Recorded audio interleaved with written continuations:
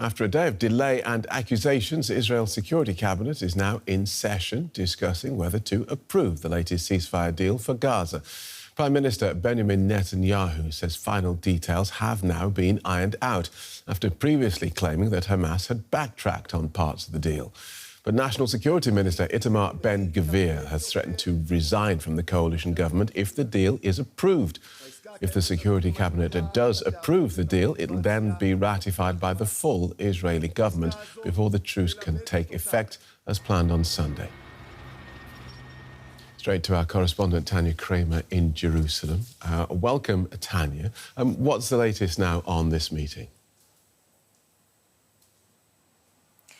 Well, the Security Cabinet is still meeting right now. They're debating this deal. They were briefed also by the negotiators who are waiting for their vote. But what we're also hearing now from sources, from ministers that are not part of the Security Cabinet, but they have been summoned also to the wider cabinet that appears to take place later this afternoon. So there was some speculation that possibly the wider cabinet that also needs to vote on this deal might only meet on Saturday night, but there has been a lot of pressure that this goes through, domestic pressure saying this needs to go through to get this going. The hostages don't have time to wait another day. And we also heard earlier a statement by the Prime Minister's office that they are thinking as subject to that the votes are going through the cabinet, the Security Cabinet and the wider cabinet, that everything will happen according to the outline, meaning that we'll see a ceasefire on Sunday and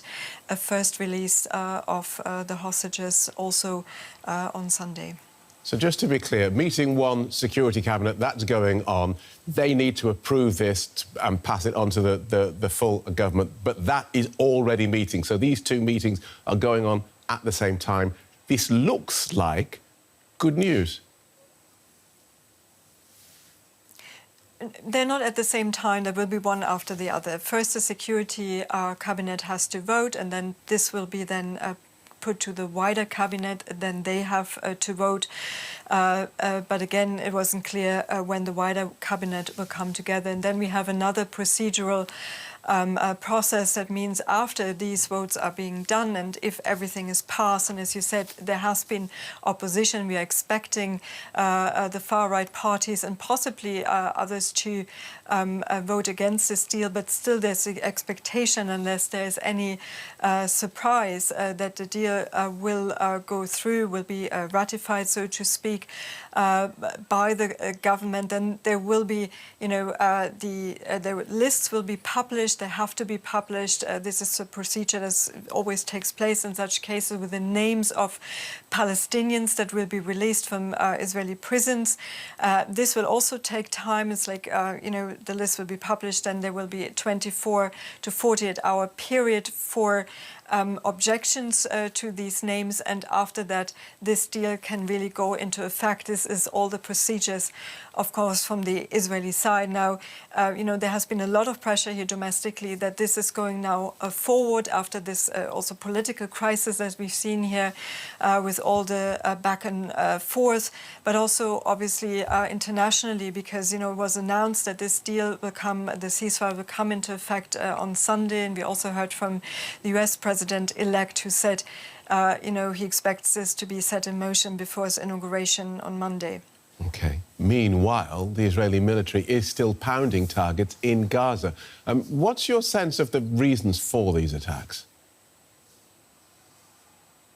Well, we've seen this in previous conflicts, that really up to the last minute bombardments and fighting were continuing. This is, again, it seems to be the case. I mean, people in Gaza have told me it's really a very, very difficult time right now. I mean, they're trying to hunker down, but it's very difficult, obviously, as they don't have shelters now. The numbers of injured and killed have been very high in the past 48 hours. Now, the Israeli army has said that they are targeting military targets, as they put it, but there are also civilians being killed, and also it has been said, this is also obviously a danger to the hostages. OK, thank you for that, Tanya. Tanya Kramer in Jerusalem. So here's a closer look at how the ceasefire and hostage deal is expected to work. All being well, it's due to start on Sunday and will be implemented in 3 phases. Phase 1 includes a 6-week ceasefire and an increase in the number of humanitarian aid trucks allowed into Gaza. Israeli troops would withdraw from all of the territory's densely populated areas, and Hamas would release 33 hostages, while Israel would free hundreds of Palestinian prisoners. Negotiations over Phase 2 would begin by day 16. If agreement's reached, then Phase 2 would see Hamas free more hostages and a full Israeli withdrawal from all of Gaza. There'll also be negotiations over a permanent end to the war.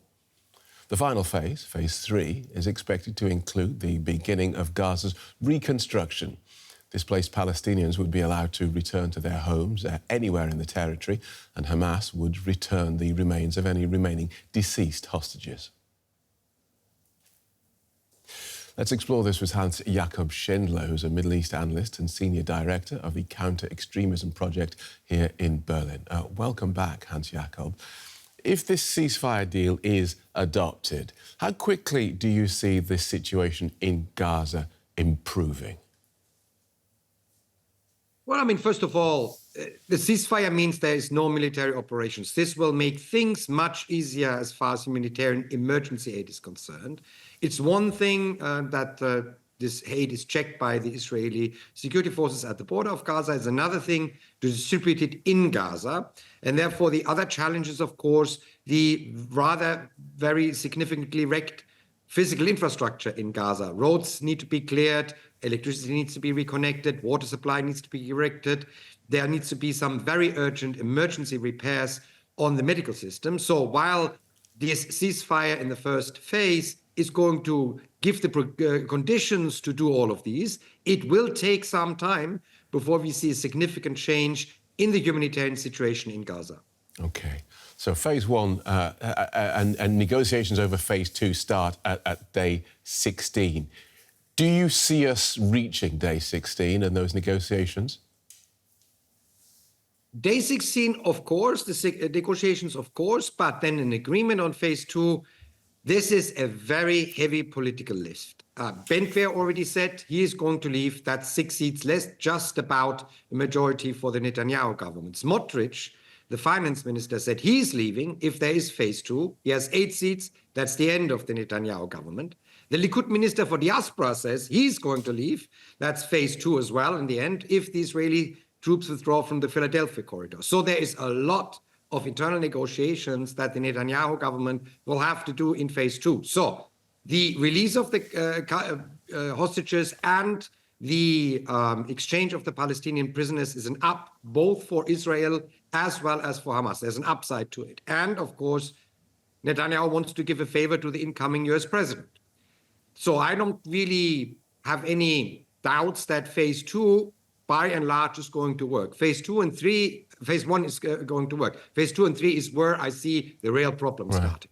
OK, this is really interesting. So we have this 16 days of Phase 1, and Phase 2 could be quite elastic, depending on the sort of political manoeuvrings that go on. And even those resignations need not necessarily be fatal to the process if Netanyahu can get a deal, because there is no time limit on that phase. Precisely.